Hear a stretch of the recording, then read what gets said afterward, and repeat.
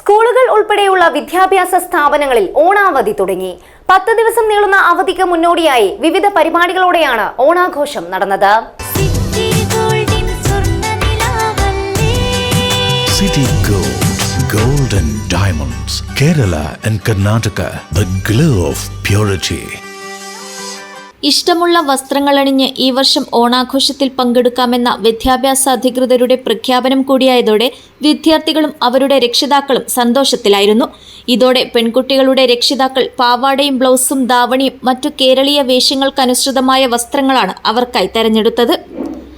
ആൺകുട്ടികൾ new gen style wide leg ജീൻസും law distress loose baggy തുടങ്ങിയ പാൻറ്റുകളും കുർത്തകളും ടീഷർട്ടുകളും മുണ്ടുകളും ധരിച്ചാണ് സ്കൂളുകളിലെ ഓണാഘോഷ പരിപാടികൾക്കെത്തിയത്. എല്ലാ വിദ്യാലയങ്ങളിലും കുട്ടികൾക്ക് വിവിധ മത്സരങ്ങൾ സംഘടിപ്പിച്ചുവെങ്കിലും ചില സ്കൂളുകളിൽ രക്ഷിതാക്കൾക്കും വ്യത്യസ്തങ്ങളായ മത്സരങ്ങൾ സംഘടിപ്പിച്ചു. മാവേലി എഴുന്നള്ളത്തും അത്തപ്പൂക്കളമിടലുമുണ്ടായി.